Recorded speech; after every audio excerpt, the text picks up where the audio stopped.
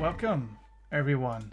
We're here with the recap, not the game, of the final refrain, adaptive round one, joined here by Quick Draw, Matt, and my name is Lord Judo Tom. Cats and dogs, welcome. I see you in the chat. It's been a round one. A lot of things to talk about. Between both of us, we watched quite some games, but maybe not all of them. But we'll try to give you our best thoughts and recap of all of them, and some interesting stats to look at. Looking forward to it. Matt, what about Yeah, you? same. I have really enjoyed this so far. The coverage has been amazing. I got to watch Riku stream like 4 or 5 games. Riku, I really don't know if Riku ever sleeps. He's just, I don't think he uh, does. I don't think yeah. he needs sleep. I would get up some mornings and Riku's streaming. I would be at work and Riku's streaming, and I would get home and get ready for bed and Riku's still Yeah, streaming. So yeah, true. Yeah, that's kind of what it is. Rika was supposed to join us here tonight, but there was some kind of emergency, so our thoughts go out to Riku there as well. And well, we missed one game streaming also because of that, so we're sorry for that. But it's more important to take care of family, so we'll give our love to Riku from here. I think you're in the right position here. Should work. Hi, not tonight. Welcome. Let's just get to it. Easy Galina, nice of you to join us as well, hailing from Italy. We'll talk a little bit about the participants, where they come from, which team they belong to, round one deck statistics. Then I made some comparison between Adaptive Archon and Alliance. Maybe we'll get more in-depth comparisons later, and then we'll go through all the matches and round two matches preview. This time it's adaptive. We don't know the decks, so we technically we don't have much to preview except for the player. So that's different from Archon and Alliance. yeah, keeps it interesting though. When the games come up, you don't know what you're gonna encounter when you see the games being streamed. It's Yeah, gonna be a indeed. surprise for everyone. Yeah. I see Easy Galina still excited about the challengers that we did for Alliance. Let's think about if we're gonna do that again, because I think that was an interesting mechanic to get the community a little bit involved. I'll pitch it to the adaptive people. And here are the participants. I think I put them in the right continent. What do you think when you look at this I It distribution? looks like a pretty good spread. I don't know, was this the same or similar spread that you guys saw in I Archon and think Alliance? so. I think so. I think Yeah, there's a bit more Europe here. nice. Well, I Yeah. know a lot of the Italians love adaptive. We have a number of French players in here as well, obviously the Dutch. Yeah. So it is a very diverse group, I think, in this adaptive group. It is, and let's hope it stays this way throughout the tournament. We'll see that later, if that is the case. Um, and then obviously we have the teams represented as well. One team seems to be awfully very well represented. Hey, Gil, Um, welcome. yeah, you have Orion up there. Orion technically not sloppy lab work, but Oh, you're still right. There are still 7 sloppy lab workers in this. It's obviously a format that we've all loved for many, so many years. So what team is Orion on? um, I actually don't even know. Orion's gonna be mad at me. Is he on Swindle? Oh, could be. He might be. I'm gonna Sorry, get you're part of I'm gonna Swindle get some now, Orion. flack. I'm gonna get some flack from Orion if he's not. I don't know. Yeah, stay sloppy. Yeah, you should have. Yeah, there you go. Maybe it's a Um, subtle transfer. Like maybe you paid money. I don't know. By the way, guys, if you notice anything about the volume of Matt or me being slightly higher, let me know so I can adjust. Not on Swindle. Let's just say he's on his own Floxam team. Then yeah, let's we all go with love him that. anyway. He doesn't need a team. Nah. But yeah, sloppy lab work very well represented. Um, and we'll figure out if they stay that way. And I think Sloppy Lab loves adaptive, right? Um, so it makes sense. Yeah, we've almost all been playing Kagi for a very long time, Yeah, and obviously a lot of the field was determined based on Kagi results. So it kind of explains why there were so many. It was not Yeah. just nepotism. No. It is, yeah, we talk about it on the podcast all the time. We've been playing in Yeah. CAGI. JT and I started to help out Murph with the But organization it of is CAGI as funny. well. Like some teams have like their niche. Like I think Team Reapout was very well represented in Alliance, where now you see like Sloppy Labrick has a very deep, let's say, representation in the adaptive scene, which Yeah, I think is pretty cool. People lean I, into different things. Yeah. I agree. And that's why you tend to gravitate towards each other and make a team. It makes sense, right? So I'm trying to move the overlay every now and then so we can see them, the chat. Um, Set choices. Um, AOA. Yeah, old favorite for everybody, I Yeah, think. yeah, yeah, and Almost everybody loves AOA. yeah, yeah, Or and at least you have an AOA deck that you love. Even if you don't really love the set, you've got an AOA deck that you really love to play, and this is the time for it. indeed, indeed, and I think DT is also favored second most together with Worlds Collide. Yeah, Worlds Uh, Collide is a surprise to me that there were four of those, but Same. in general, I love this distribution. Obviously, it's very well represented across the history of the game. Uh, it is surprising to see AoE have twice as many as any other set, but it's really cool to see Amber Skies, Grim Reminders, and Prophetic Visions mixed in here as well. Some of the newer favorites for people. So it's really cool to see this. And every time you go into a match, you don't know what set you're going to face. It could be literally anything. Yeah, so I do like that spread. And then obviously I made the comparison between Adaptive Alliance and Archon. Um, 10 AOA versus 1 M1. That is Yeah. Mats's AOA apologist, I think, and someone else. um, so that's funny to see. GR underrepresented in Adaptive compared to Alliance and Yeah. Archon. Yeah. Uh, so I mean, those, GR seems to be on par with the other sets for adaptive. It being a little bit newer means players may not have the hundreds of games that they want for an adaptive deck. But you're right. Like with Alliance and Archon, it was at least 10 people bringing Grim Reminders, and here it's kind of the opposite of that. yeah. So I had the numbers and I have the picture because I know some people like more visual oriented than just text. But yeah, you see that the slices are more spread out in Adaptive compared to Alliance and Archon, where one set dominates the field in Archon by a big margin. I think with PV wasn't there yet. That's a Yeah. thing. PV will make it look a bit more like Adaptive, I think, in a while. Yeah. In a while. Yeah. Next Yeah. year's final refrain will be very interesting with, Yeah. all the new sets that come out in PV. Kind of see Indeed. how that changes things. Yeah. So we got also the house choices. Um, this on 12, logos 18, and then Mars and Shadows with 10 and Untamed. Yeah. So logos obviously still a favorite house. Hmm.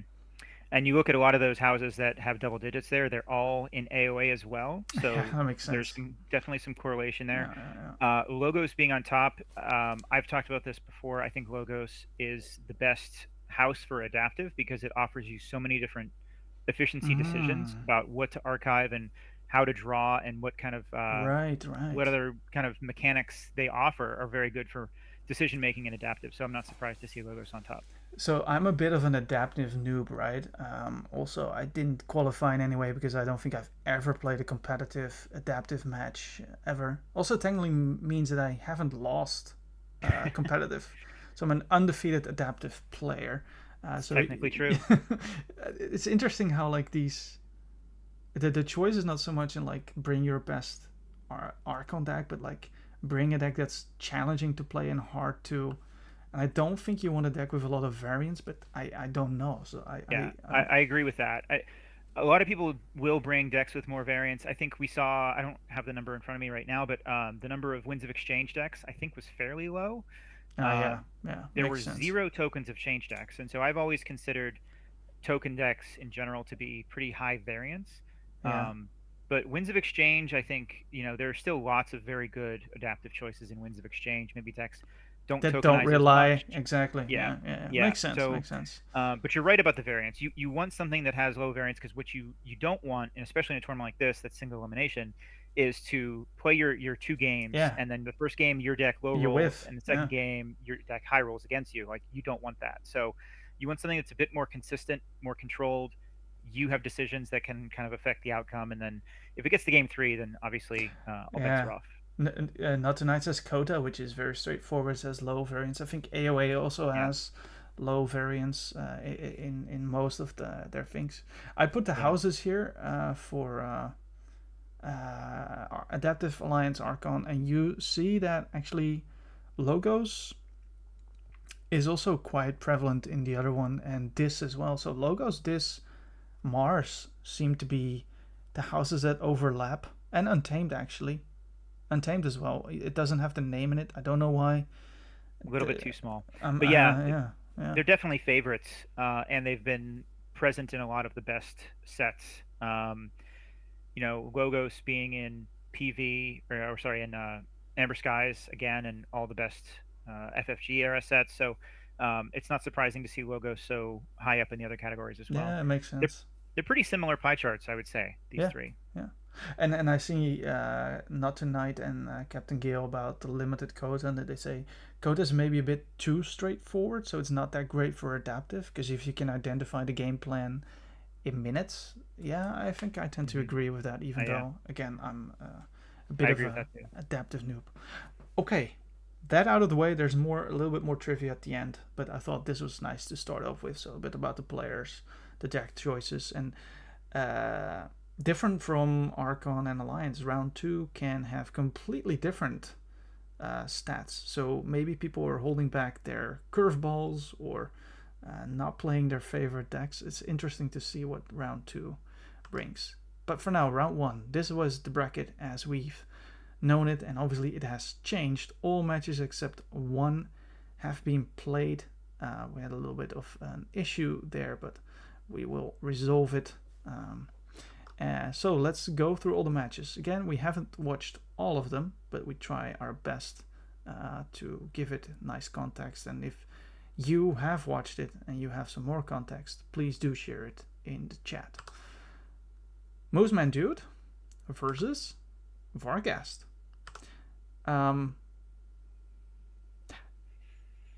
Yeah, AOA versus AOA. Did you see it? I did get to see some of this. I'm very familiar with the Elder of Cloverworld as well. It is one of Mooseman Dude's favorite adaptive decks. It is almost reversal. 46 SAS obviously indicates it's pretty bad. I don't think it's the worst deck I've ever seen. It has some things that it can do, but it is very much one of those strategies where Mooseman Dude brings it and anticipates lots of chains and understands how many Right. chains the deck can go up against and win. And that's what we ended up seeing happen. I don't want to give a spoiler away if you have. We will go through game 1, 2, and 3, and we'll see the bids of the change as well. I made that. So it's a 46 SAS deck. I think it's by far the lowest SAS, maybe one of Yeah, the lowest SASs out there. I don't even have a deck below 49 SAS, and yeah, SAS is in flux, obviously. yeah. Um, There's it's definitely the lowest that we've seen in the final refrain. yeah, yeah, indeed. Let me move you. I'm trying to move you to the top of the screen. There we go. Um, moving the overlay a little bit, so then now it's all good. You have a 44 and a 45, Captain Gill. Right. So here are the complete deck lists, and please do let me know, because I make these graphics with the art. Let's say here it takes quite some time. So if it adds value, let me know. Otherwise, I'll just do the DOK screenshots. But I personally like having to get a feel of the deck quickly. I don't want to go through the whole deck list there. But anyway, final score. It was 2-1 for Mooseman Dude. And, well, the 40 SAS deck got 0 keys in game 1. Not surprisingly. Neither in game 2. And then I had to modify the automated generation of these graphics, because it didn't fit the chain bidding. So this is not the standard format, but I had to do it. Yeah. Yeah, they did go very slow in their bidding as I was watching it. I think, I don't want to speak for either of the players. Vargas is not a adaptive player historically. He's not played in Kagi. He may have Mm, played other adaptive. And Mooseman Dude is a Kagi veteran. So I wonder if they were both like Mooseman Dude maybe just going up in increments of one, hoping that maybe Vargas' inexperience would have caused right. him to bow out a little early. That didn't happen. He ended up Vargas went to 22, which is when Mooseman Dude finally passed. 22 chains. And that's like -4 or 5 cards? What is that? That would be -4 cards. Yeah, Minus for the 4. first 3 turns or so. Wow. And I had starting player in here, but I removed it. So if you start with the chains, correct, then you're like one extra chain gone. Yeah, so if Correct, you kind of. you automatically shed one chain for the opening hand, Mulligan does not affect it. If you Right. go first, you generally at a very high level, you want to go first if you have chains because your first turn you can play one card anyway and doesn't really affect your first turn very much if Right. you are, only playing one. So you generally want to go first so you can shed that extra chain and then get into your next turn when you can start playing more than one card. So Mooseman Dude says, I think this matchup was playable on 20, but he thought Vargas would go to 22. I guess you're right. And you pulled it off, the win. So congratulations. One good remark that the total amber of game 2 was 3. 3 total amber for Vargas. Yeah. That's Yeah. not much amber over 9 turns. No, not at all. So congratulations, Mooseman Dude, on your victory here. Let's go to match 2. We have 16 to go through. Let's spend about 3 to 5 minutes on each. Let's see if the tempo is okay. We've got Astron, another adaptive. Adaptive achievements are not on here, but he has played quite a few, hasn't he? He's played in some Kagis. Yeah, he did get a top four recently, I believe. Yeah. Or it could be in I forget how he earned his invitation, but he's just a great player in general, and he has been enjoying Kagi in the past. I think he sat out this season though. Okay. Okay. So Damat, World Alliance Champion and Final Refrain Alliance Champion, and we have another Final Refrain Archon Champion, and let's see how this game turns out before we draw any conclusions from formats and great players. So Astron brought a AOA deck and Damat as well. 75 says, 75 says, quite even in this. I think I did watch this game. Yeah, I didn't Because get to I see this. casted it. There you go. You did. Hopefully, you remember it then. I think I casted it. There's so much going on. But yeah, again the full deck list, and I fixed the size and the markups and everything on the graphics, but on this one it's too big. But it's for later. It was actually a 2-0 game. Hey Storm, welcome for Astron. But a card that I did not put on here, and which I probably should have, was where is he? It's an Astron's deck. Merkins. Merkins was there, and what Merkins was able to do in, I think, game 1, which wasn't able to do in game 2, is play TMTP from the archives. Wow. Yeah, that's one of the things you got to watch out for with Merkins. Obviously, you don't Yeah. want to archive key cards. Maybe put in some traps in there because players will generally want to use Merkins Yes. for that disruption. And so maybe putting TMTP in there was a mistake. And it wasn't the only card that was in there. There was also a Mm, Rigged Lottery in there, which was also played from the archive. And I think those two swing cards helped Astron pull off that game 1, where game 2, the same deck did not have that luxury wow. and was completely different game. Because if you're playing against a deck with 2 miasmas and too much to protect, and that's very awkward to play with a heavy Amber Generation deck because you have to hold back. If that Team TP is gone, you don't have that fear anymore. You can just go full gas, and that's what happened in game 2. So Astron, a little bit of luck or maybe an oversight on archiving that TMTP. But then again, the Merkins has to come up and very well played game two, holding on to certain key cards. So congratulations, Astron, on that one. Match number 3, Holy Stew, another Italian player, also a friend of the show, let's say, in the final refrain, played in Archon, I think, versus Karen Fox, first time appearance on the final refrain. Avid adaptive player, correct? Yes, she is. She's been in most Kaggies in the last 8 or 9 seasons, I would say. Yeah, so a seasoned veteran. Um, Holy Stew bringing it's Mass Mutation, right? And Yeah, a Grim Reminders deck. And I did see this match. Did you? I did not. No, I heard good things about the Grim Reminders deck. I didn't get to see the match. Yeah. So there is this little bit of a debate where what order do you play the best of three in? Do you play the reversal game first, or do you because um, Karen's deck is a deck that actually does something that you don't see right away. I think I missed one key card as well, the Bonded Actioneer, where eventually the whole hand was purged except for Recklessness, Berserker Slam, Memorialize the Fallen. So that's like a trick you don't know that can do unless you've seen it or you've practiced it. So game one, seeing it gives a little bit of an advantage to game number two. So if you do the reversal first, then you don't get to see how the deck can be played optimally. Yeah. And I hear, Quick Draw, that some people sandbag their games when they're playing.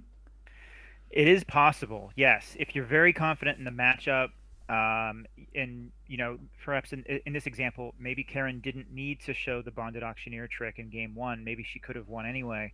I don't know. But definitely, it's part of the game is trying to figure out how much information should I show them in game one, knowing that maybe if we go to game three, it could influence them if they, didn't see a combo, or if perhaps game one was not close, maybe they're gonna bid too high. And as the adaptive player for each deck, you need to understand when your deck performs outside of its expectations, and think about how that might influence your opponent in the bidding for the third game.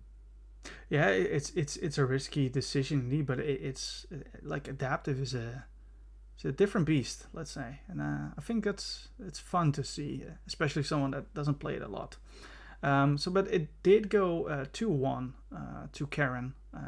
So game one was for the Karen's deck, and game two, same, even more convincingly. It looks like, yeah. And then game three, Karen played her own deck on 9 chains. Looks to be quite close in the end. I'm not sure if the loop was there. It looks like the cards played. It looks like she got to the loop, and then it's over, pretty much. 72 cards played over 19 turns. It's a fairly long game. Yeah. Yeah, but you see the card difference, 72 versus 57, so I'm assuming it was like rule of sixing at one point, the Recklessness and the Memorialize, and then you generate a lot of Ember in that one turn, and you make a lot of Ember disappear on the other player's turn. Yeah. Captain Gill says it's also interesting because some plays that are correct in the unchained matchup might be wrong in the chained matchup. That's some next level that I don't know how to answer, but I'm sure you know exactly what you're saying. Captain Gale being the reigning Kagi champion. Yeah. But he's right.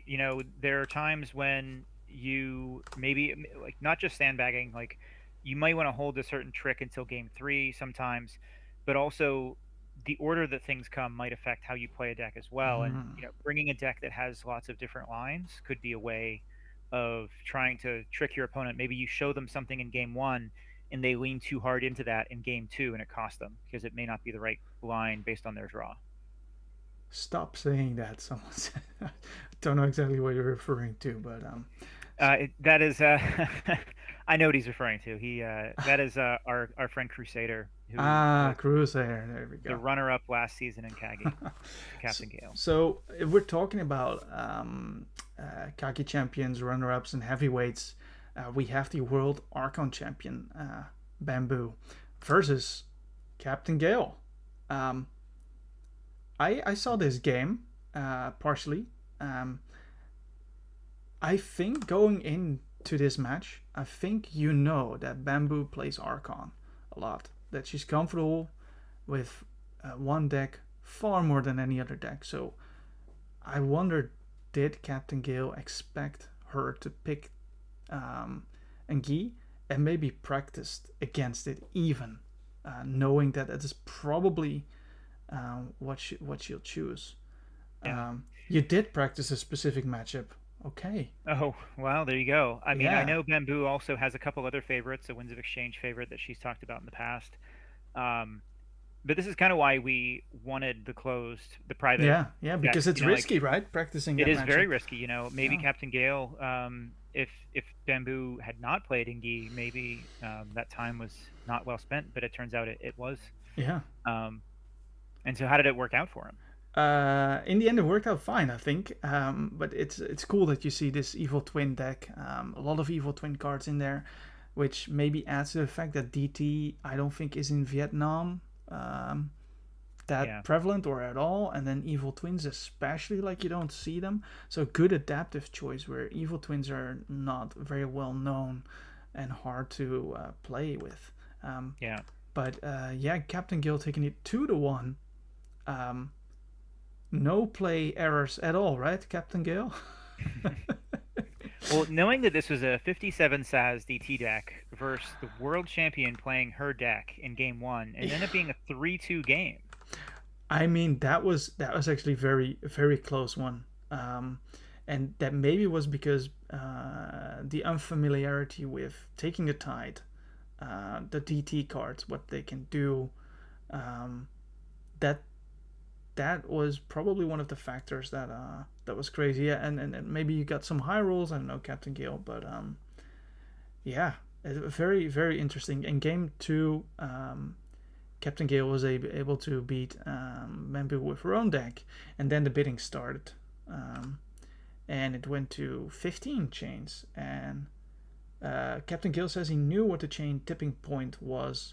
He got the deck for cheap, and which allowed him to, well, I'm not gonna say that on stream, to mess up. Let's say, uh, yeah, So yeah, that means Bamboo was playing the DT deck in game three. yes, And with 15 chains, game one was unchained, obviously it was a 3-2. yeah, Game three was 15 chains, was still just 3-2. interesting, So huh? it is interesting, and it's, credit to Gale for understanding the bid and how the chains would influence Engi and maybe how they wouldn't. Yeah. But that's part of the trick of adaptive is understanding how a deck can respond to that many chains. I don't think I put Medicus Larcus on this list, but I think that was um, Medicus Larcus with crop circles. That was the thing where I think Medicus Larcus says if the tide is high, you can spend Amber on either that character or friendly characters as if it Yeah. were in your pool. And then Captain Gale put 5 Amber on one of the creatures and then did not take the tide. And Oh, that second key was actually forged with Amber that should not have been able to forge for that. yeah. And then it got a little bit close, and then Gil closed it out in the end with an Ecto charge, I think. Um, yeah, so it was a lot closer. The stats make it look closer than it should have been. It shouldn't have been that close. So maybe Gil was right on being a G. But anyway, the reigning Kaki champion moves on, and we move on to game number 5. Tooth Carnage versus Stormstrong, who is with us in the chat. Um, Personally, I didn't see this match. Did you? I don't believe I saw all of it. I did see some of it. I'm very familiar with both decks, Okay. and the Corpulent Denizen is a mass mutation deck with autoencoder, and the important thing to see here is the Cronus and then the Effervescent Principle, which has 3 drop Yeah, hits it's pipped. on it. It's pipped like crazy. Yeah. Yeah, and then so the Corpulent Denizen's a very cool deck where you want to play the EP a lot of times, even if it's not for the Amber. You don't care about the chain, and then you play a reverse time to get it back and do it again. So there's some really cool stuff going on. Whereas in Teuton Carnage's deck, Erasmus the Cackling has a strong feeling with a capture pip and Echo Fly A lot of to capture everywhere, and lower I the did. saves. I put a strong feeling in the Echo Flighter because I saw the capture pip. Unfortunately, DOK does not let me see the enhancements on the card, so then I would have had to load it into TCO, take a snapshot of it, and I did that for Alliance because I knew the decks were gonna stay. For Adaptive, I was like, every round someone brings a pipped up deck. I'm no, it's just Yeah, too much time consuming because the DOK yeah, screenshot has it as well, right? So a lot of capture everywhere, and the Thought Catcher makes it difficult. It was a slugfest, Stormstrong says, and a matchup of titans. Um, and it turns out that Stormstrong came out on top. So congrats, Stormstrong. 19 turns game one. yeah. Yeah, the Corpulent Denizen's got a lot of ways to take them off check. It's got the EP that it can play many times, but it's also got things like, I believe, a Bring Low, Squire Alice with an extra capture pip, lots of ways to capture. There's an Infernus. So it's definitely a control, a bit of a grindy deck. So I could see games going to 19 chains with that. Yeah, so like the 19 second attacks, game was sorry. only 13 turns. I see that house choices is pretty balanced. 576, 577. So it looks like the decks play on all fronts. A Yeah. 2.5 hour match. Hey, did you put the Wow. timer on though? I hope you did. uh, Yeah, you yeah, still can go 45, 45, 45. Yeah, it takes. I could see game 2 being faster in 13 turns with players not playing the deck that they're familiar with. Maybe these decks could have a control aspect that you learn as you play it more, and so when you're swapping sides, you don't play it as much as a control, maybe more of a rush and just kind of getting value out of the cards that you get. Yeah. And I see a good remark from the chat that there are only 2 cards discarded came one with AE. Autoencoder, yeah, Yeah, that's interesting. autoencoder to me is it's a very interesting adaptive card because I believe, as does I think C. Will Courtney in the chat, who's now in stereo, that you should Ah, discard everything. If you have an autoencoder out, you discard almost everything that you get. Don't worry about pips. Don't worry about establishing a board. And I think the Corpulent Denizen can get to a point when it has so much archived that it will just snowball. right, And right, and right. Because I of the actually think, Kronas and the draw pips. Is that what you're saying? yeah, yeah, I see. right. So you Okay. archive almost everything. You can have a big turn every single turn. I actually believe the Corpulent Denizen could win this game 3 almost unchained. And it didn't though. No, it was 7 chains for Erasmus played by Stormstrong. So they switched Yeah. decks in game 3. Neither were playing their own. It was a really interesting matchup, and I think I do think the Corpulent Denizen is stronger than it kind of appears here. Hmm. And Erasmus being a Voltor runner-up deck, I believe, in Archon, is a very strong deck. But the matchup is very specific and interesting. I think it was a really fun one to watch. Nice. They went to time as they lost the first game. No rules questions. Okay, good. When talking about these matchups, like there's so much. I feel like there's so much more because of the game theory with the chains that you can talk about this for a long time. When we get to the future rounds, when we have less games to talk about, we'll probably talk a bit more about each game and do it justice every single one of them.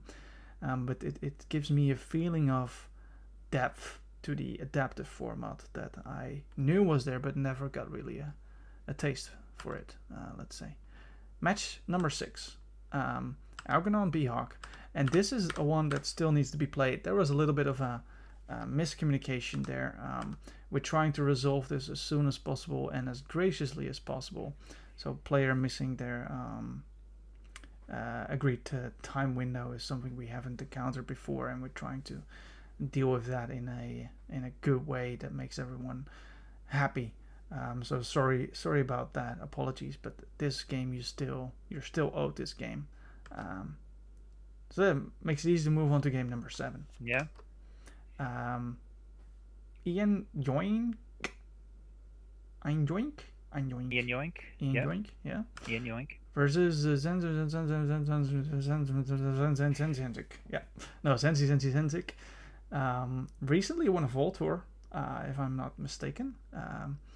And also, while we use Snoopy's stats from his tool, Zenzi also has a very good tool that actually runs as a program on your desktop. It mimics your browser, and then you never miss any logs ever again. You get to see some nice graphics while you're doing it. So I'm also using that tool. So shout out to giving back to the community as well there. Thank you very much.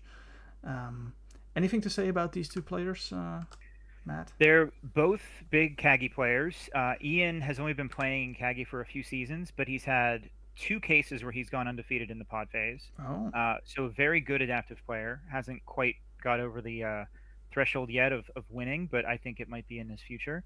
And Zenzi was a Kagi champion from season 8. So both big Kagi veterans. nice. Bring AOA decks, both of them. 72 cents versus 55. So will you expect the 72 to win twice? I see where this is going. Gasmaster Nesting House from Zenzi is another one of his favorites. It's a popular one we've seen a lot over in Kagi. I am not as familiar with Ian Yoink's deck, so I don't know how this one would have gone, but did the 55 Saz win? I don't know. No, I don't think so. No. Because Gasmaster So, was the 55, right? Yeah. yeah, Gasmaster is the 55. So it went to a game 3, as Okay. kind of expected if you believe SAS, if you're a strong SAS believer. And do we not have game 1 stats? Well, okay, so I think, oh, hey, we do. Well, we stand by for technical difficulties. Round 1,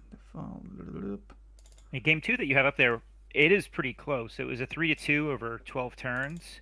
21 total Ember made by Gasmaster Nesting House. So not on the level of that other reversal deck we saw from Mooseman Dude. So this deck seems to have a little bit of legs to it. At least it did in this matchup. But then game 3, I don't know if Ian Yoink played Gasmaster or if... Okay, there we go. There's game 1. You never saw anything. This was game 1 the whole time. What are you talking about? So looks like Gasmaster in game 1 didn't forge. No, it was. But it did make 15 amber. That's interesting because game 1 it's the owner playing it. So would you say that Bosion is harder to play than Gasmaster? Well, just I mean, there hypothetical, could be... looking at the stats purely, right? So both owners play them. They know their decks really well. It goes 3-0. Then they switch and it becomes 2-3. Mm-hmm. It could be a case. Now, I'm not saying this is what happened, but maybe Zenzi in game 1 knew that he was going to win game 2, knew that he could easily beat Gasmaster. This could be, I'm not saying he did this, but you could maybe not try to show as much as you want in game 1, and then maybe get to game 3. And it looks like here in game 3, Zenzi bid 8 chains on Bowsian, and Zenzi won in with 8 chains against Gasmaster. So Gasmaster did not win a game. So Captain Gill says the Exhumes lined up a little bit better in game 2. So that's a little bit of that variance, but I think Exhume variance, it's something you can play with, right? It's not like random discards or tokenizations. So nice, congratulations Zenzi on winning your game. We're halfway through the games now, so I think we're going at a decent pace. Zenzi won the match here, right?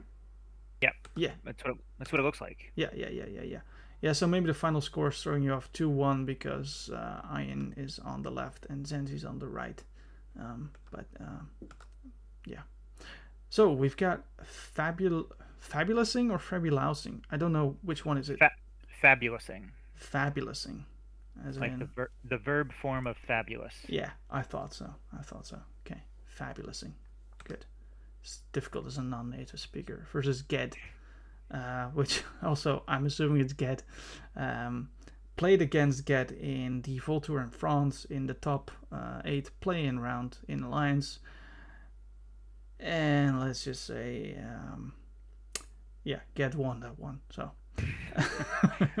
not just good at adaptive. These two players duking it out. There we have our WoW deck, one of the three, versus one of the many DT decks. Do you know any of these decks or players you wanna? I know Lambert. Why Lambert is actually one of Ged's favorite decks. I believe it's marked as his favorite, and it also appeared in his NKFL Hexad for a very long time. Hmm, So it is one of those stronger DT decks. And then I'm not as familiar with Fabulous Things Winds of Exchange deck, but the things that stand out to me are like you called out with these cards.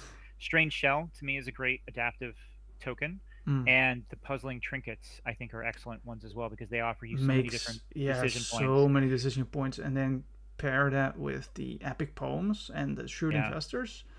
hmm Yeah, knowing when to exalt the shrewd Yeah, investor, knowing how high to go with the epic poems, yeah, some very good decision making skills required to play that one. yeah. So a bit more on the decks themselves. If you ever want to see them, I'm gonna put all these graphics in the Discord chat. So if you want to review any of those decks, then you can do that. It went to 3 games, where game one went the way of Fabulousing, and then no, Ged Oh, won. yeah, the keys Oh, are deceiving. The 2-to-1 keys. yeah. I'm not What did I do sure. here? Did we get an early concede? Perhaps I'm not sure. I don't know actually. You won game one, yeah, that's right. But why are you listed only as one key? Hmm, that's interesting. Maybe my stats are messed up. Ah, conceded. Okay, She yeah, conceded. Okay, that's why. Yeah, so that's why we don't like concedes. We want to play out the whole game because then, these look great. I were like at 80 embers and there was nothing to do. Okay, I see. Okay. And then, so Lambert won both games. yeah. Um, DT. DT best set, right? What they say. And then again, so here, this is where I did see that Fabulosing, she couldn't push on the chains below 7. So in the chat there was bids of like 1, 3, 4 something, and I didn't get exactly what change were bid, but in the end, when she could press on the 7 button, that's what it ended up happening, and it looks like a very one-sided game. I don't recall it being that way, but Get is here in chat. Was it that one-sided as the stats make it suggest? Yeah, 10 amber over 13 turns Yeah, is that actually looks not quite. much. Yeah. I mean, I'm not questioning the stats necessarily. No, no, no. I think it was more one-sided than I remember. Um, I was almost falling asleep anyway, so. But that's a pretty fast win for a deck with 7 chains. Yeah. 13 turns, 31 total amber made. Mm. That's a lot. I remember now. Get indeed, you put out the board and then like these return to hands and whatever Maelstrom, and yeah, those hit hard. You put the board and then Maelstrom, and then only thing you draw is creatures. They do nothing. They don't generate amber. Yeah, you're correct. So Fabulous Thing, she moves on to the next round. Congratulations. Thanks, Gad, for putting up a good fight. And moving on to match number 9. Matsy versus, who's this? Who's that guy? Who's that guy? I think I did see this game. You did? I think I'll so. leave it to you then. Let's talk about Yeah. a bit about the players and the match. Yeah. So Matza, I know, big AOA fan, so I expected an AOA deck. He did not oblige. I brought DT though, as I usually do, and he kind of gave me a little surprise. He hinted he was going to play a Blorb deck, and I actually thought he was going to try to play the Blorb deck that he traded me. So I have one of his old Borb decks, and I thought he was just Ah, teasing me, saying like, "Oh, I'm going to play Borbs," yeah, that's why I and put the Uno reversed in yeah, here. but Because he I did play saw Borbs. you guys couldn't see it, but I am all organizer part of all the matchup channels, and there was some kind of like mind games going on there where Matsu was hinting at what deck he was going to bring and trying to Yeah. put you off, which I guess succeeded at a little bit. Well, I tried not to let it affect my decision making, Mm. but I was surprised to see he brought a Blorb deck, a different one than I expected too, and a very cool one, very rushy Blorb deck. Makes lots of tokens. It's got 2 Mars needs Amber. It does have some artifact control in the uncommon currency, which we can talk about in a moment. Did come in. It did influence Yeah. things. Double rogue operation, so it's able to make a lot of amber, just like the DT deck is able to make a lot of amber with Chelonia and double Deepwater Gruin, lots of pips, and then it also has the final analysis data So portion. I'm interested, and if take you back to your game one or game two, because I had to analyze 32 decks, and I just did them real quick, like 1 or 2 minutes, and these were the cards that stood out to me like right away without any in depth. Was that something that also stood out to you, or what did you do in that match? Like game one, what's the process? Do you just go in like an So Archon match, or?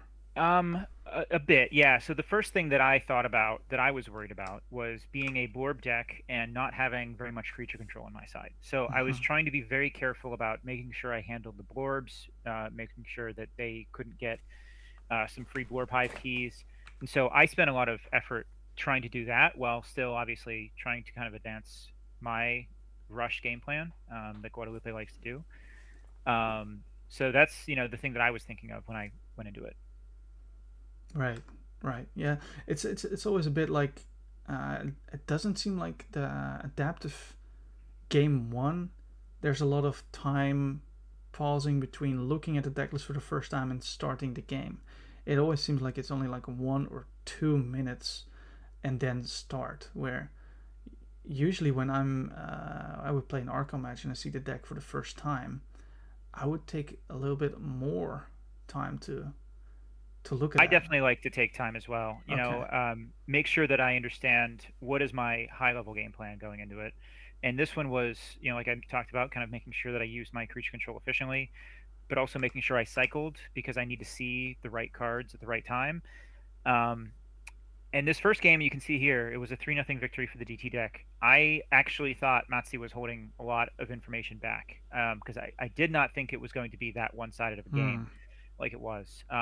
I think it turns out he just had a very bad draw in game one. Yeah. Um, and then game two was much closer.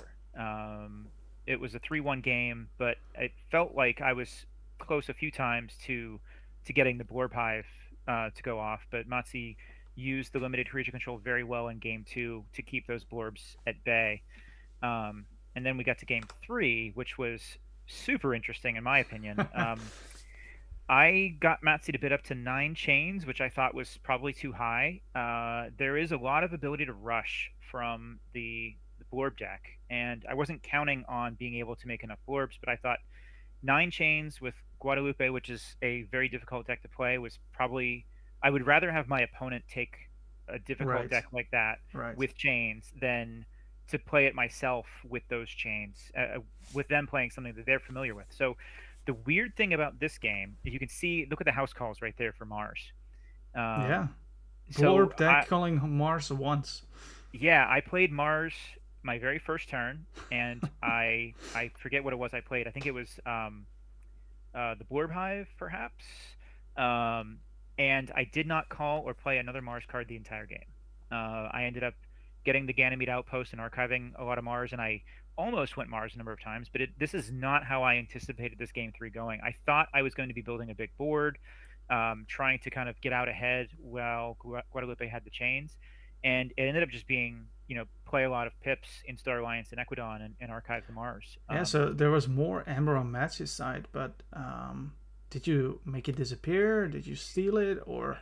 There was a one or no, there was no Mars needs Amber that game. There was some closed door negotiations. I Ah, think that a lot of that Amber, I'd have to check the log again. I think a lot of it came in the last turn of the game when I was on when it check. was already when it was all done and dusted. Yeah. Yeah, and I think it was just one of those. I see a lot of games in adaptive where you're one turn short. You're playing with chains, and then Mm-hmm. finally you You're get things to come firing. Yeah, together, yeah, and yeah. you make 20 amber, and it's the last turn of the game, and it doesn't matter. But It's like, too late. man, Yeah. and you think if I could have done that a turn earlier, it would have been a totally different outcome. So Yeah. that means that the chain bid was fairly close when that kind of thing happens. So Nice. it looks imbalanced here with a 3-1 win, but I think it was a pretty close bid. Congratulations. You Thank you. live to fight another day in the tournament. Yeah. So, this is the game that we did not get any video coverage of. Now in stereo versus Harmed. It was an unfortunate circumstance where no one from the media team was able to cover Riku, who had a personal emergency. He himself is fine. I will not disclose the details, but well, like we mentioned at the beginning of this stream, our thoughts are with him. So that's the first time this happened that we didn't get coverage, and we also missed one log, unfortunately. So when it rains, it pours. Yeah. But this game was played, and we do have logs, and I think there may be some tool where we can recreate the game a bit more visually, but that's just an experiment. I did get some high level notes from Now in Stereo after, so I can speak to the games a little bit. Now, the first game was won by Harmed, playing Admiral Munster. It's a Worlds Collide deck with the Golden Spiral and Cincinnatus Rex, which I don't believe that combo ever went off in the 3 games. I am very familiar with Admiral Munster. This was like Harmed and I go quite a long way back. This was one of the decks when Worlds Collide was there. I played against Yeah. it a lot, and that Cincinnatus Golden Spiral can do disgusting things. And back then, the Tidal Vapors and Eddies were really efficient. Yeah. But if it doesn't go off, then yeah. Yeah. And I'm familiar with Now in Stereo's deck, Fear Riddle. It is a deck that archives quite a lot, and it relies on getting 2 keys with key abduction. So it has 2 copies of key abduction. So Ah. game 1, though, Harmed 1, I think Now in Stereo kind of felt really behind from turn 1 when he had a wild wormhole hit one of those key abductions. Mm-hmm. So the deck really wants to get two free keys, and that game he knew after turn 1 he could only get one possibly from it, and it wasn't enough. So Harmed was able to take game 1 for How do the you Admiral. get the key abductions in your archive, or do you chain yourself? What's So there the is some stuff. There's a sloppy lab work in there. okay? There are an incubation chamber, I believe it's called, to archive Mars creatures. So Yeah, there are ways to kind of just archive a lot of other things while holding on to the key abductions if you can't archive them directly. But it is very reliable at getting free keys with the key abductions. interesting. Yeah. And so game two, I got a little bit of a highlight from Harmed. I was also out of the house, so I just got some text, and it looks like Pit Lord is not a great card at times. Uh, I have lost a number of competitive games by playing a Pit Lord I should not have played, and it sounds like but that's it's what got happened to two Harmed. amber on it. It's two amber. Two, I know. And it's That's a like nine a third power of a Dust key. Pixie. Yeah. How bad could it be? A 9-power Dust Pixie. But yeah, there was a time when Harmed thought he could play the Pit Lord and still kill it. He ended up not drawing any discards after that, and Now in Stereo recognized the situation, used his hologramophone to ward that Pit Lord for a turn, uh, exile away the creature that maybe could have killed the Pit Lord, and then Harmed ended up conceding. That's why we see the one Yeah, land but keys he here. did need the amber from the Pit Lord to get that key one. You're Yeah. right. Now in stereo. Yeah. Oh, actually, we've got the person playing the game here in chat with us. So game three looks to be quite close. The total amber. This is not correct because we did not have the logs here. So don't look at the stats, but the general picture of the chains and the keys when they were forged, I think were correct. Yeah. And the Two key key sheets are abductions correct at as the well. end. Yeah. Yeah, the key Exactly. sheets are correct as well. So we did as much as we could. But anything now in stereo that you wanna say about this game, just put it in chat and I'll just parrot it from the chat. Yeah. And 4 chains is, I think, the lowest we've seen so far of any chained game. It So, could be actually. yeah. So a pretty close matchup in general. It's interesting because you say that the Admiral is one of the better Worlds Collide decks at the time, and Fear Riddle pretty good, but not what people would expect would be a deck that could compete with one of the top Worlds Collide decks. Yeah, and the top Worlds Collide deck is now a 69 SAS. Can you imagine that? Yeah. Um, yeah, I think the bid was great. We had a closely contested match. Yeah, sounds about right. If it's 4 chains and it's close, he may have actually been right to play the Pit Lord, even though it didn't work out okay. Because I think we had Damat so far, right? Alliance champion, the final refrain, and world champion got eliminated. We got Bamboo, world champion, Archon, got eliminated. We've got Harmed, arguably one of the best Archon players. The final refrain Archon champion. And Vargas, world champion, yeah, eliminated. also all eliminated. Yeah. So yeah, the adaptive format is doing damage to some pretty established names, I would say. Yeah, I mean, this is one of the things that I was excited to see is how could these amazing players do in an adaptive tournament? Because I personally believe that adaptive is a format that if you are good at Keyforge, you will be good at adaptive. But there still are some things that you maybe not be as familiar with in adaptive as if you don't practice. You know, the chain bidding, understanding how to pick up someone else's mid 60s or a 70 SAS deck, because if you're a world champion right now, it means you're playing very high powerful cards Yeah. and high end Keyforge, and then having to play something that is maybe not so strong, like Vargas had to play against the reversal deck, is a lot of shifting gears. I think for someone if who's you're not playing. used to playing these power level decks, then it's a bit weird. So Crusader is saying, are you implying all good players got eliminated? Maybe hinting at some other very good player that got eliminated. I don't know. We'll see.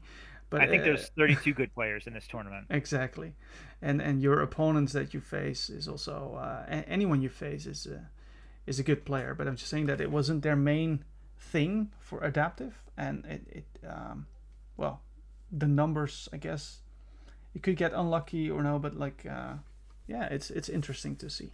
So JDG versus Ashitaka. Did you see it? I did see some of this. Yes. Okay. This is JDG's favorite deck, Chandra the Probably Complex, with the Quixel Stone, Animator, M4 Captura, and then I'm not as familiar with Ashitaka's deck, but it does have 2 Reclaim by Nature, which is an important card to look for when you're playing against Chandra. Also, the Mimicry is very important because of the exile that happens in Chandra. So there are some good counters in here with Ashitaka's deck. And then it was funny because Riku previewed this. I actually did see part of it. Now I remember, and he said like, I don't know why Judo didn't put any Starlines cards in the preview, but I thought it was funny just putting the Quixel Stone because that's like JDG's signature move. There is a transporter platform, and there's some other key cards, like a Quintrino Flux, but not something that you would normally pull out. There were not that many. The transporter platform, maybe with the detention coil blast shielding upgrades, doing some stuff there, but yeah, a 2-1 game again. It went to JDG in the end. And just a short intermezzo, Captain Gill says, coming back to these high-level players being eliminated, he specifically took a low-power deck, so that Bamboo might be uncomfortable with the amount of chains needed, because Archon and Alliance players do not play with chains on a regular basis. And yeah, that makes sense. And then Gintroflow, June, I think, right? Terrorizing your opponent is definitely my favorite part of adaptive. Oh boy. That's you may not know what deck they're bringing, but you can certainly bring something to tilt them. Really annoy them. Yeah. Back to this game. I think it was very close games. Bit unfortunate draw in game 3, I think, for Ashitaka. So Clementine won both games here in turns 10 and 11. So pretty close. There, not much difference between those 2 games. Then game 3, Ashitaka got his own deck at 9 chains. Yeah, I will say watching this, I thought 9 was much too high. I think I would Hmm. have stopped probably at 6 or so. I think Chandra, as we see here, this is a 3-0 win. Chandra is a very strong deck. And while the GR deck did have the Reclaim by Natures, I think that maybe he underestimated how much Chandra can do when given the time. And I think those 9 chains Yeah, gave Chandra some time to set up a little bit more. I believe the Reclaim by Natures maybe didn't hit they came early very enough. early, and then he Yeah, had to shuffle the houses back in yeah, with the and if showers, and it was just all a little bit too little yeah, too late, which hints at what you're saying, that the chains may have been a bit too high. Yeah. yeah, if I'm not mistaken, the one card discarded there from JDG was a late game Quixel Stone discarded, which is um, JDG discarding a Crystal Stone. yeah, Something's wrong with the world. it's not common for him to do that, but one of the things that he knows so well with his deck is when is the right time to Mm, play the Quixel Stone and when is it not. And he recognized at the time that it was better to just get rid of it. Um, and I think he was already up 2-0 at that point. So yeah, makes sense. So yeah, JDG moves on, and we move on to match number 12. We've got a Donut's dad versus Not Tonight, who is here with us. Welcome and thank you for joining the recap of round one, and also saving our asses because we lost 2 logs, but Not Tonight, the hero that she is, she got them. So we all. I think Not Tonight might have every log of every game she's ever played on TCO. Oh, really? Use the Zenzi's tool as well, no? No, I think just manually. Oh, wow. Very, very diligent, if I'm not mistaken. Nice. I Um, like it. I Yeah. did not get to see the game, but I'm familiar with Dranzed, and speaking with Not Tonight after the match, I think she indicated that Donut's mom, which is the name of the deck, Yeah, that's so played by cool. Donut's dad, Yeah. was a bit of a hard counter to what Dranzed wants to do. There's double Titan Sentry and double Empyrean Charge in there, Mm. double against all flags, and so uh, Dranzed is very much a deck that wants to archive a lot, and being able to just play the Empyrean charges and get rid of the archive really hurts That Dranzed. hurts. That hurts. Yeah. Yeah. So looking at these here, I now that I look at these pictures a lot more, these tell me a lot more than going through the deck list. So I'm gonna try to keep on doing them.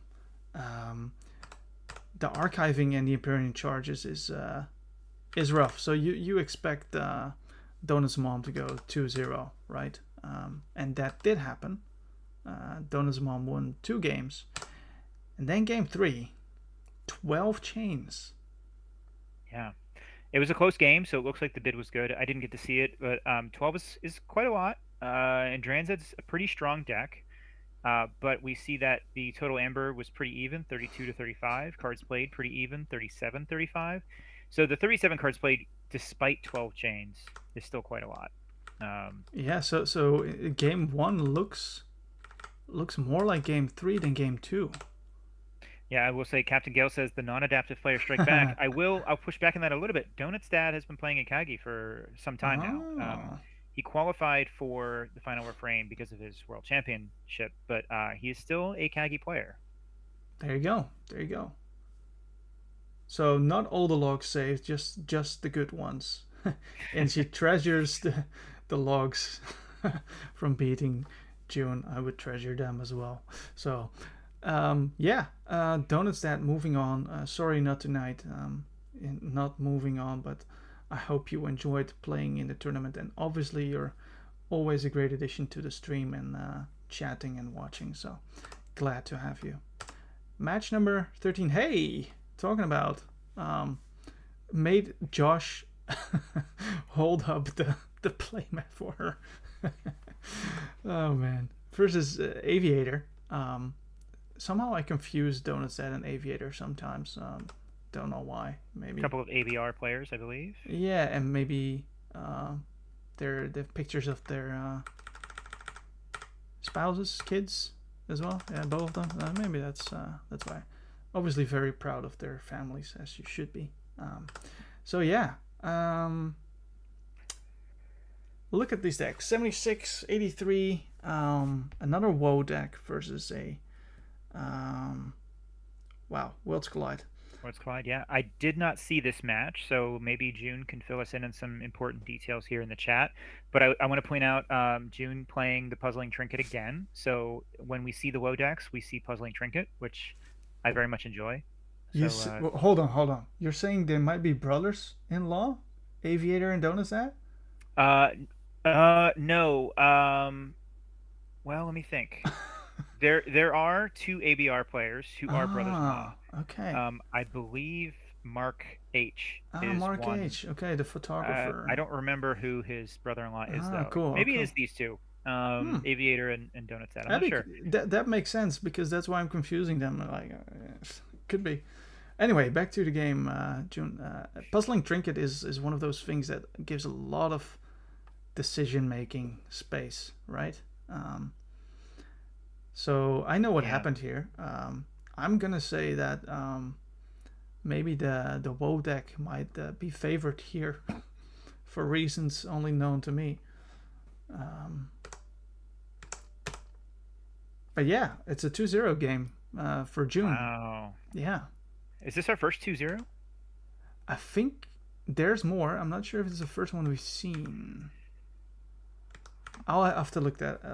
We'll have to look that back, but I can look it up while you're yeah, going through this. sure. I didn't see this match, but No, yeah, I don't. so game one, 10 turns. Game two, it looks like game two was awfully close though. Looking at the stats, but Yeah, a lot of amber made for Aviator despite not winning. Astron won 2-0 as well. Okay, I Okay. see. Yeah. Okay. 2-0 is such a flex. So what happened? Was game two close as the stats make it seem to be, or because it does look like quite a lot of amber on Aviator, but not able to uh, capitalize on it. Was taxed quite a bit actually. So it was taxed for 10 and 9, so 19 of that amber was gone. So assuming the last key would also be costing around that place, it would have been 8 amber. So it looks to be a close-ish game. Every artifact in the blorb deck changes the information you gain, so you always have to adapt and try to plan towards very few outs. Yeah. Yeah, makes sense. The blorb decks are... Oh, it is Blorb. Yeah. Yeah, So it's a two Blorb blorb. decks. Yeah, two blorb decks. Yeah, it's hidden a little bit on the left in the middle, but it is a blorb deck. Yeah. Very nice. Cool. All right, congratulations, June. Match number 14. I believe only 3 matches to go. Yeah. And this is the man that was not in the Sloppy Lab Work team, but I unjustly put him there versus Crusader, who is with us here tonight as well, and is like he tried to paint himself as one of the great players as well, because Crusader is a great player. yeah. Crusader, we've been playing together on Sloppy Lab Work for a while. I love Crusader's approach. He always thinks about every out, every different path, and does a very good job of making sure that the play they're making is the right way to go. Yeah, and going back to June's game, there's she thinks that Aviator misused the resources, assuming the deck could function consistently. Okay, it makes sense. Makes sense that can happen with a deck that you're not familiar with, even though you might be a great player, which June actually just put in chat. Yeah, a deck that sucks and is not very easy to play. That's a great adapted deck, right? Yeah, definitely. Yeah, and I met Crusader in Spain. Lovely guy. So great player as well. But a 0-2 loss for Crusader. Unfortunately, Orion taking the win here. I don't think I watched this. I did get to see this one, at least a lot of it. They are so Orion playing the slightly beefy Emir of Metro Bost, one of his favorite decks of all time. It has all the Floxes in there, the Flox Wall and Flox Spike, All the Floxums. Yeah, Carpet I Floxes. thought that Yeah, was funny that he yeah. wrote that. I think he said that's the reason why he Of has course. his Of name, course, of his course. channel Oh, name. really? Because of this deck? Because of this deck, yeah. So, Wow. and then on Crusader side, playing the name deck from Amber Skies, Sloppy Lab Worker. What is it? Sloppy Lab Worker that smashes Whispers, which is a very cool name. Um, he played this deck to get runner-up last year in Kagi, and eliminated me playing that deck. So it's a very good deck. Um, this was a 2-0 though, as you said. Orion winning both games, and game two came down to the wire.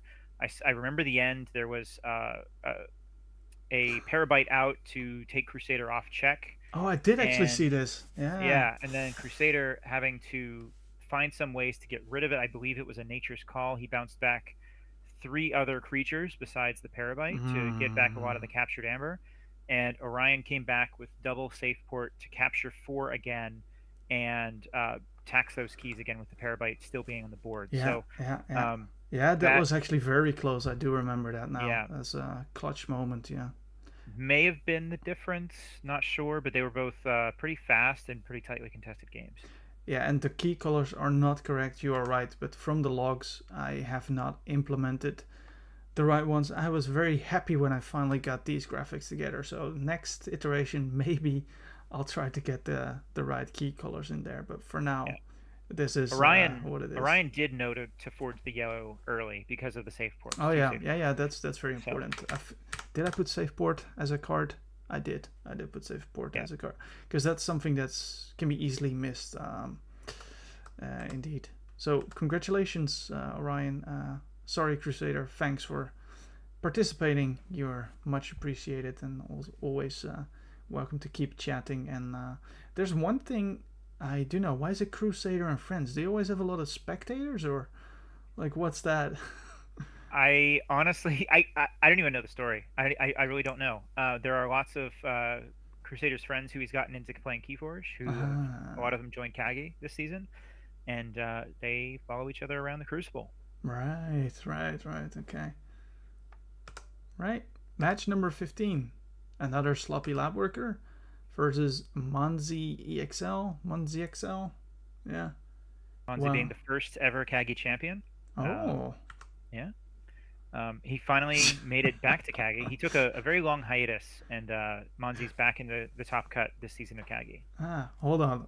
This achievement was this shopped in any way or like I don't know what made him put that in there. Maybe it was that he hasn't won a Kagi yet. hubris? He Hubris. got well.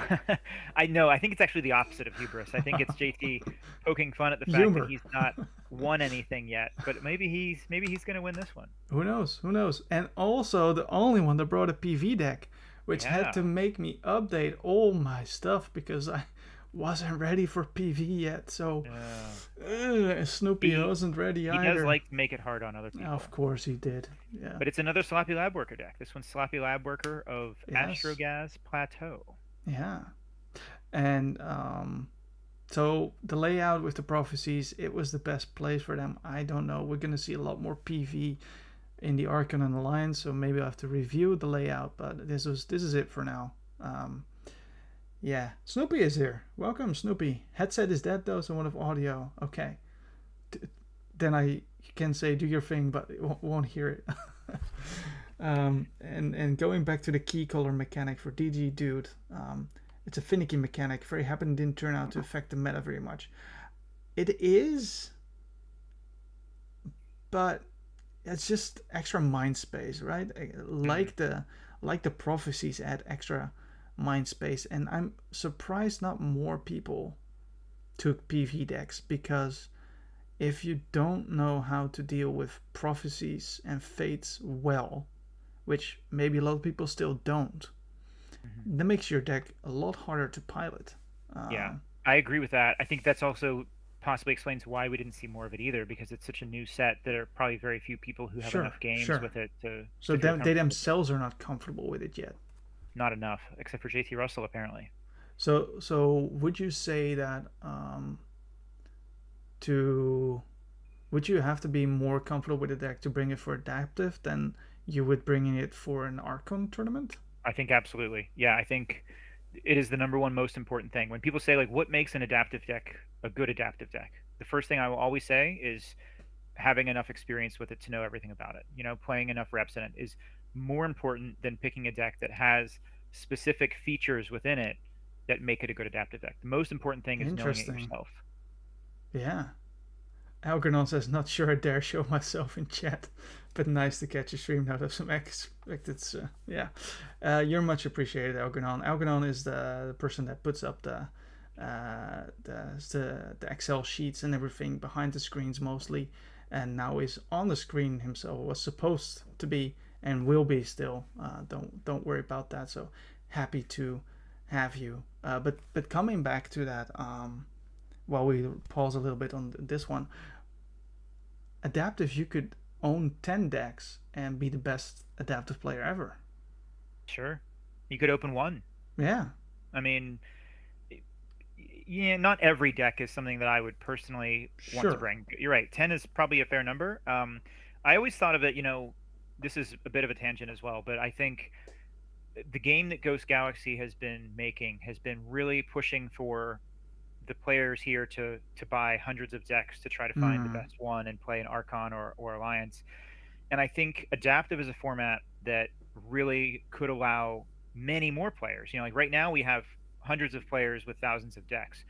We could have thousands of players with hundreds of decks or maybe even tens of decks if Yeah. adaptive were a thing, Yeah, because it could be. Yeah. I think it would bring more people in, and we've had But as a some. company, what would you rather have? It's a good question. The equation was the same. The example you gave, 100 and Yeah, 1,000 or 1,100. sure. But yeah, um, it is what it is. But I start to appreciate adaptive a little bit more in that sense. But yeah, not tonight. JT brought the only PV deck so far, um, and I think it worked well for him because it was a 2-0 game. Yeah. And you said Monzi came back after a pause, or Yeah, Munzi had a bit of a hiatus. He okay, won the first Kagi, came back a couple seasons ago and made it back to the top cut this season. Um, so yeah, a 2-0 win for JT. Looks like the first game was pretty close, 3-2 with the PV deck winning. And the AOA deck that Monzi brought was a very powerful deck. A lot of good Shadows cards in there, and JT was able to take that in game two and do pretty well with it. So the double routine job, triple Ronnie, a Brend. I know there's an Archimedes, which was one thing that Riku was questioning during game two, was JT putting the Brend next to right? Archimedes. Because you run the Um, risk of not stealing anything at all, just giving right. one ember to your opponent. Yeah, if your Yeah, opponent kills the Brend, they have the option of archiving it with the Archimedes before steal happens. So it is a calculated risk, and I think JT said he didn't regret what he did. I don't think he ended up ever killing the Brend, if I remember. But I know Riku was questioning, why put it next to it. It's yeah. a risky play. You have the chance of stealing three and archiving it, and then playing it again and doing it. But It's the um, sandbagging that we were talking about, right? well, not quite. I think what JT encountered later that game was that Whiskers, the AoE deck, did not have many ways to kill the Brend, Mm, which is I find it's an excellent attribute to bring when you're bringing like a Brend, and people get so excited it's such a great card, but then you play it and you realize, oh, I have no yeah, way of killing this card. yeah. It's an interesting thing to do in adaptive, is to kind of see if they'll play the Brend and just give you the Amber. So also like this game one was closer than game two, and I think that probably has to do with the PV deck being not something that Monzi might be as familiar with. Mm, So probably a strategic and good choice there for JT. So congratulations, JT. yeah. Moving on to the last match, but not the last piece of information of the night. There's still something coming after this. Ultimo Fox from UK, top 5 all times winning Kagi versus Dorian, World Archon Champion. Can the non-Kagi players take one? Yeah, Can, we can, we've can seen we do one it? one world champ so far advanced. That's Donut's dad, who I mentioned is a Kagi player. Yeah. Dorian, a world champ. Will he advance over one of the Kagi players? Uh, let's see. I see two decks that are equally matched in stats a little bit. I would say it favors maybe Ultimo Fox a little bit more in raw stats, but you don't see the efficiency and the tricks that Dorian's deck has reflected in these arc stats. Um, yeah. I think there is one other card that I would say is not shown there in your highlighted ones that I think is important, For which which? is the rocket for Dorian's deck. It's the Rocketeer Triska. Ah, yeah, Um, yeah. I was doubting to put it in. It was filled, but it makes it come in ready with the hinks. It yeah, grows in the hinks. That can be disgusting. Yeah, you're right. yeah, and it did come into effect during the game. I did see part of the match here. I believe it was Ultimo Fox in game 2 or 3 that got out the Rocketeer Triska and the comm officer pretty early on, and we see here it was a 2-1, so it must have been game. Let's see what happened in game Yeah, the the, three. the thing is that so sometimes the names are the logs when the adaptive games are not going well. They remake the lobby, then it goes the other Ah, way. okay. But yeah, Dorian game 2 winner, and Ultima Fox game 1. So the game came down to game 3 here. 6 chains, not a lot. Yeah, and Dorian was playing the AOA deck. Um, so Yes. yeah, ended up being pretty close. I know the game ended on a turn when Ultimo Fox did not raise the tide, which meant that he was not able to take Dorian off check when he fought with the Hookmaster. Um, Ah, yes, I saw that. Yeah, yeah, yeah. so I don't know if it would have been enough, but it would have given Ultimo Fox another turn to try. So that game ended perhaps prematurely, but may not have affected the And outcome. and again, this is why DT probably is one of the favorites of adaptive players. So maybe Dorian's secretly a little bit of an adaptive player inside, It could because be. people don't like playing around with the tide, Yeah. because it's a tricky fiddling mechanic, right? So we do have a world champion advancing. Yeah, not raising the tide on a key moment, says Captain Gale. I wouldn't have any experience with that. Well, watch the replay. Nice. And Well, Snoopy has audio now. And going back to the discussion we had in chat, if you want a smaller group of players um, to be into the game with a larger collection, or a bigger group of players with a smaller collection, the consensus seems to be that you want a bigger group of players. And obviously that makes sense, because word of mouth advertisement, more people at events, etc., yeah. is what you want. Yeah, Yeah. and I will say I know a few people, myself included, have been hosting adaptive nights at our local gaming stores with a lot of success. So, one person even said, it may have been Cats and Dogs in the chat, saying they had an adaptive night recently, and they had a few people come out who've been playing the game for 6 years at the kitchen table, and finally Ah, like, hey, yeah, I've been playing this game for a long time. I'll come out and play with you guys now that we have a format that I can bring my favorites. So true that. Yeah. yeah, And I do know that for me, back when I just started, and I was like, oh, please don't make an Archon format at the store, because I don't think I can compete, because I don't have a good deck. And then we still had like auction, and we had this weird auction mechanic where you sit around the table, you have your deck, you might not play it, other people can bid auctions chains on. I think it was the auction format, strange formats, but that does give these people a chance to just yeah. come and play and bring their favorite deck, as does Sealed, where people feel like they can still win even if they don't have the best ever deck or Mhm. collection. So yeah. Yeah. My local store, we never play Archon. We always play sealed until Hmm. recently. Now we're starting to do adaptive, and people are really enjoying it.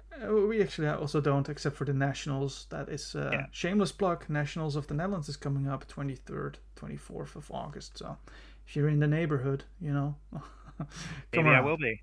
Maybe I'll be there. New matches. No, Um, I won't be there.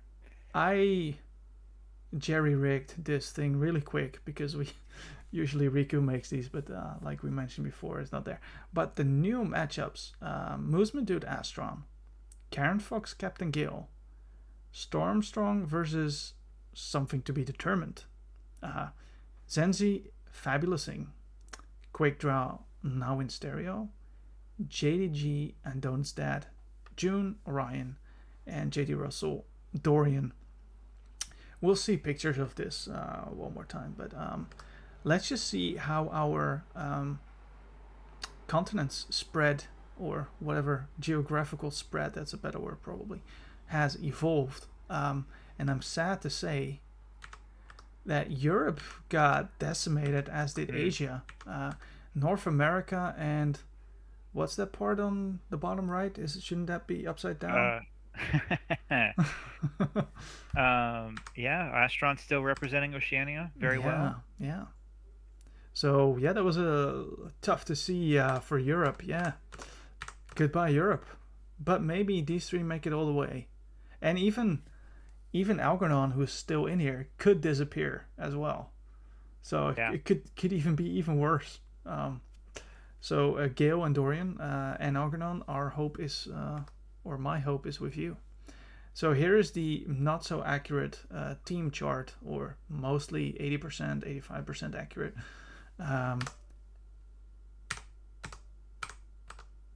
The people without a team took a big hit. Reap Out has disappeared, AFK has disappeared, the Visible Hand and Bootcamp has disappeared. Sloppy Labwork still going strong. Yeah, Orion unaffiliated still in it, but I know, sorry. yeah, that's okay. B-Hawk and Algernon are playing, still to be played, so there is a chance that 5 Sloppy Lab workers make it out of 7, which is pretty high ratio. So there we go. Although if you go back to the bracket, you'll see that 3 of us are in one corner of that bracket. Oh. So myself and Now in Stereo playing this round, JDG playing against Donut's dad, and then JT Russell in the bottom right. So, but Captain Gale and Dorian for Europe can still make it all the way. There we go. Still possible for Europe. Yeah, indeed. Right. Okay. It's a team of 1, by the way. Glorious Few. Maybe it's nice to. I think Sloppy Labwork, Reap Out, ABR, AFK, the Netherforge Alliance. Yours truly is part of that as well. Future Sight, we got Bootcamp X, No Name, Final Swindle, Visible Hand, and Glorious Few. I think most of these teams are either known a little bit or well known, and Glorious Few is just let's just say it's very easy to pull off the Glorious Few card in this team because it's a team of 1. That it is literally a glorious few. Yes, exactly. So match number 17, Moosman Dude, Astron. Match number 18, we've got Karen versus Captain Gale. And then match number 19 is TBD. We know one of them is Stormstrong, the other is unknown yet. It's either Algernon or B-Hawk. Match 20, we've got Zenzik versus Fabulousing. And match number 21, we got Crazy Guy versus Now in Stereo. No, it's Quick Draw, it's Matt. Match number 22, JDG versus Donut's Dad. Match number 23, June versus Orion, who's not part of Sloppy Lab Work, and June, who's not part of Future Side, but Reap Out. So, and match 24 is JT Russell versus Dorian. And so, as you mentioned, we don't know the matchups, the decks, so nothing to go through here. Exactly. So we just know the players. Yeah. It's gonna be a lot of good ones to watch, though. So hopefully everyone can tune in to all the matches streamed this week. Indeed. A lot of really good ones. Yeah. Trivia. Yes. I think the trivia is fairly. It's not too much. It's the right size. It's bite size. So. Oh, you're on both teams. Oh, you're a hybrid. Okay, but you were about to shout out someone, Quick Draw, or not? Just Snoopy for putting together the trivia questions for us. Yes, Snoopy has been a massive asset to the Final Refrain. The tool that parses the logs spits out these nice CSVs that I can then convert into nice graphics, and he also does some nice analysis on them to give us some nice trivia. Easy Galena, about the predictions. Riku handled the predictions and he had a personal emergency Um, he's fine, but there was something that got in the way of this. It was more important, so we apologize for that not being there. And the prizes I also did not put up yet, but to be reviewed what we're going to do about that. So yeah, trivia. And he says a reverse shout out to Quickdraw for catching an error in my answers this week. Oh, well, just you did your due diligence. I tried. Yeah. Nice. So usually I copy paste these in, but this time you did, so I don't know the answers. You're just saying that in case there's a mistake. You'd be like, oh, well, it wasn't me. No, I'm just saying I don't know the answers this time, so I can play the game. So I do know the answers. You do. Yeah. So you can play. I like that. So you do the honors of reading out the question while I give the good thought. All right. So which deck had the most chains bid for it? Was it Asger, Lieutenant Blink, Heavensworth, Donut's Mom Who Risks Noise, or Ngi? I won't say the other words in Vietnamese. This is a reading/watching exercise. Exactly. But, yes. If you have a good memory, you'll remember this one. I think I do, and I think the chat does as well. So which one was it? I would go for Ngi because that was like 22 something chains, I think. It was not. What? I think Ngi is in there as the red herring answer. People thought Ngi is the world champion deck. It's got to be Ngi, but it's not. So the answer is actually Asger, Lieutenant Blink, Heavensworth. Oh no, that's a 22. Oh. This was the deck played against the reversal deck in the Varghast and Mooseman Dude game. It went up to 22. Oh, that's right. That was. I should have known that. That was the whole thing I had to change because they bid so many. Someone wasn't paying attention to the stream. Let's move on. Nothing to see here. All right, next question. Which deck had the fewest chains bid for it? This is obviously not counting the 2-0s, so anything with the had a game 3. Which deck had the fewest chains bid?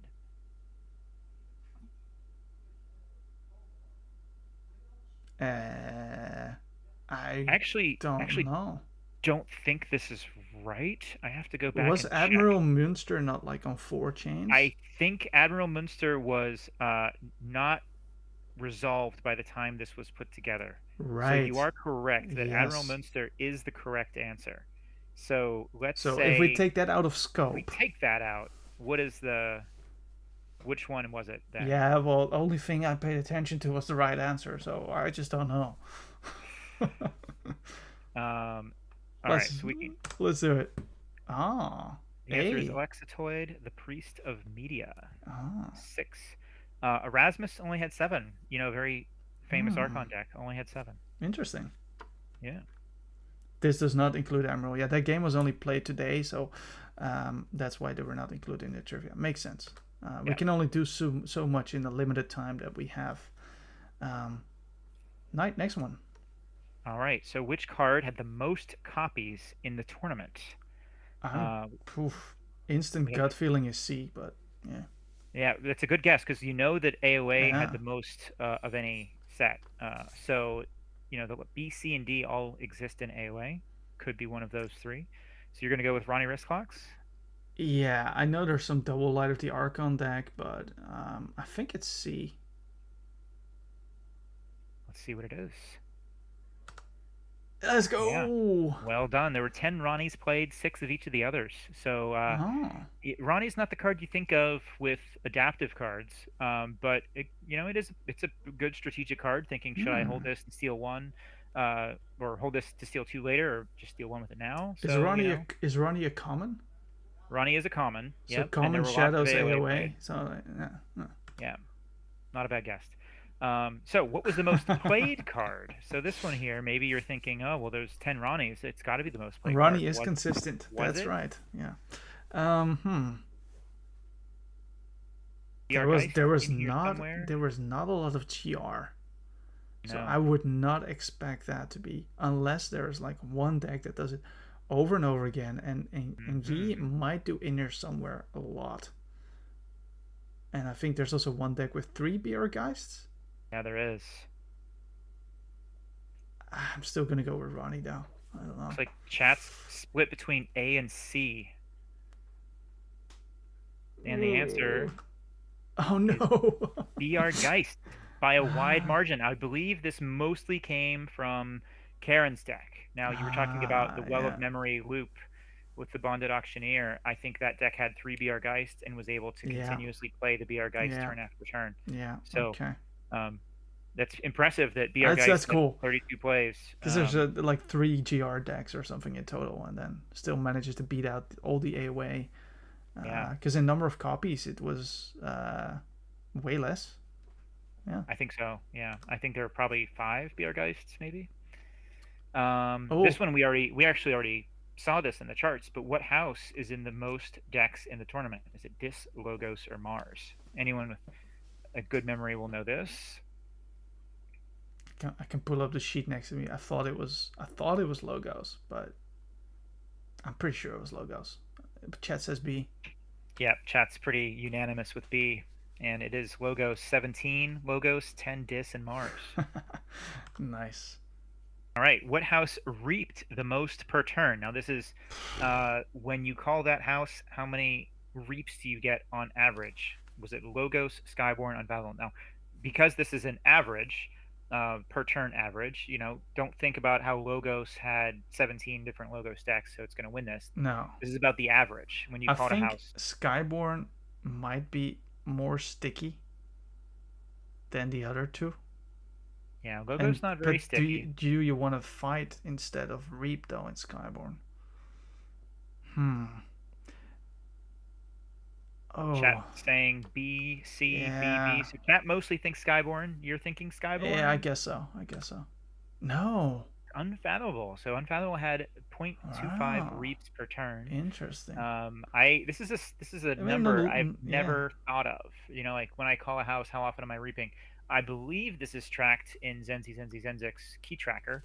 So if you're curious about stats Could like be. this, I don't know. I would Yeah. check out key tracker. It's very good for kind of giving you some insights like this into how you're playing your deck. Yeah.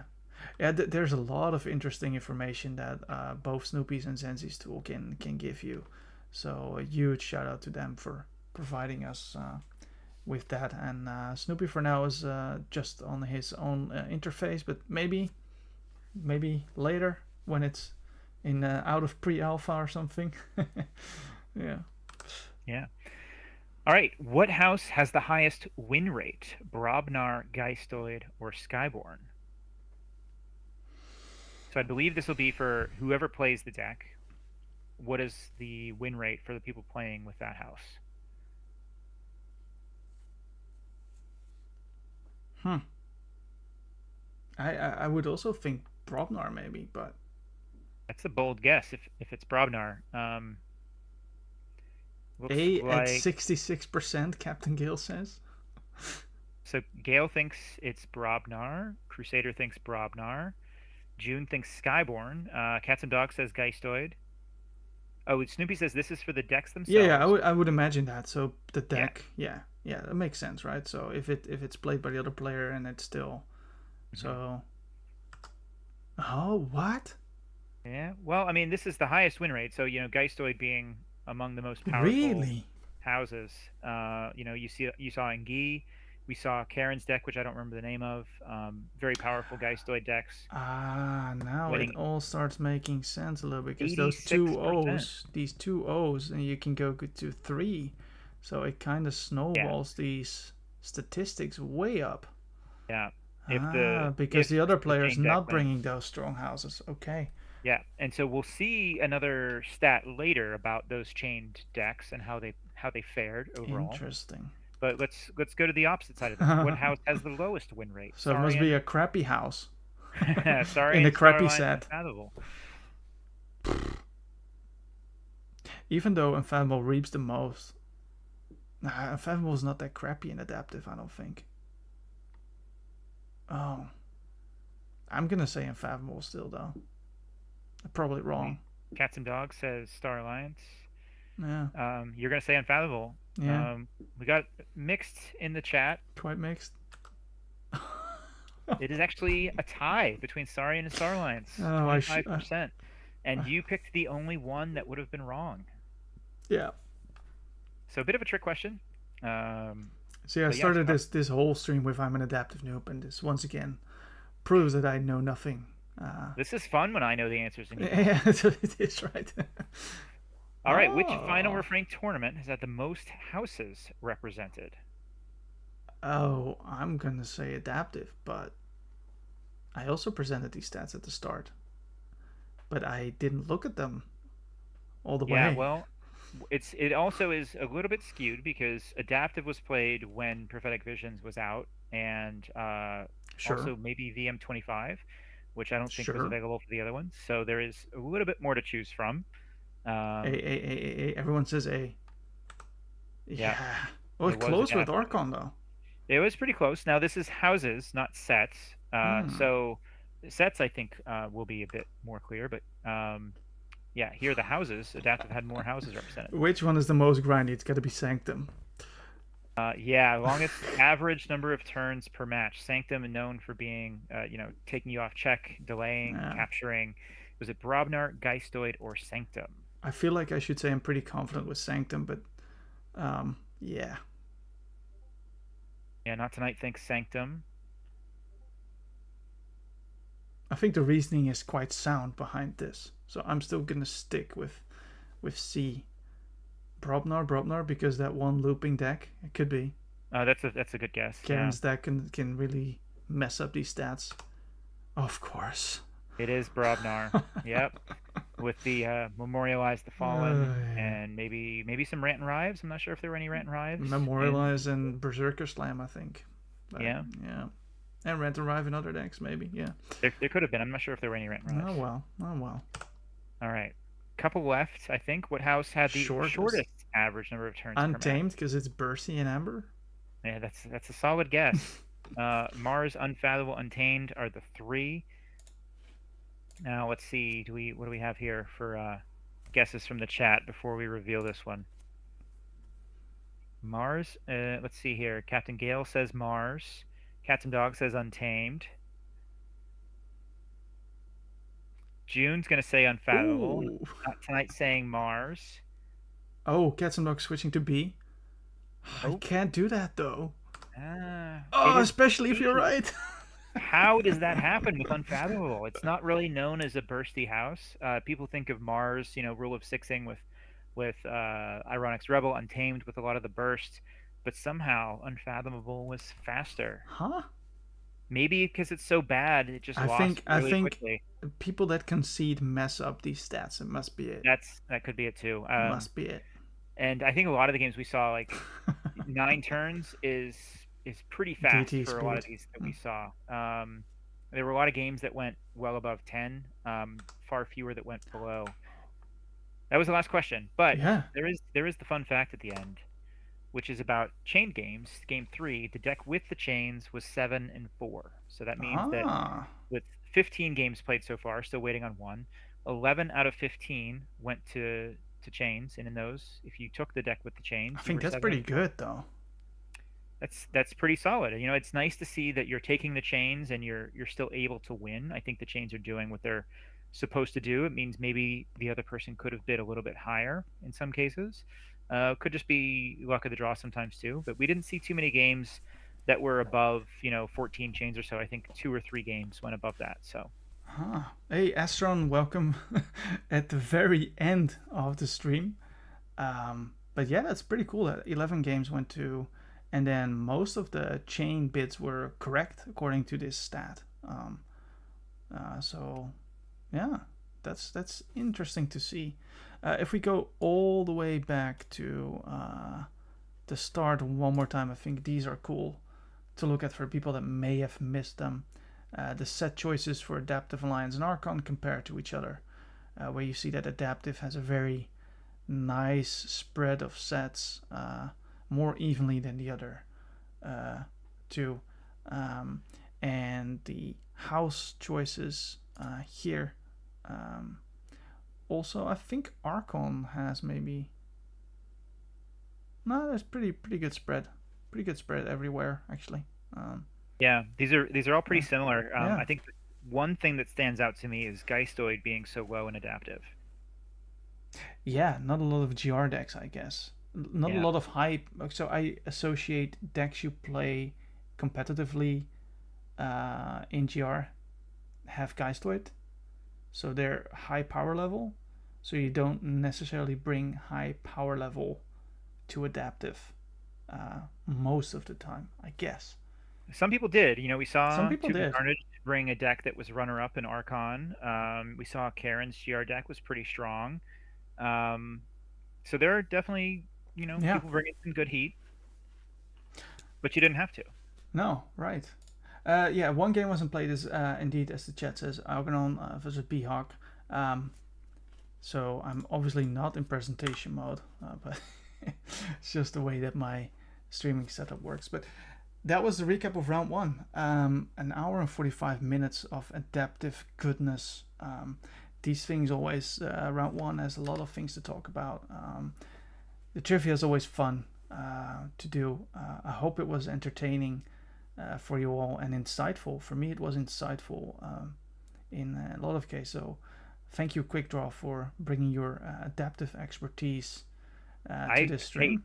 Thank you for hosting this recap, kind of talking about it, giving it the love that it deserves, and also for streaming a lot of the games last week. Hopefully, you can stream a lot more this week. I hope so too. Yeah, Captain Gale's beating me usually to it because the EU times that are good for me are good for Captain Gale, and then as I'm doing the other stuff, I'm like, yeah, great, go for it, Gale. And he's still in the tournament, so yeah.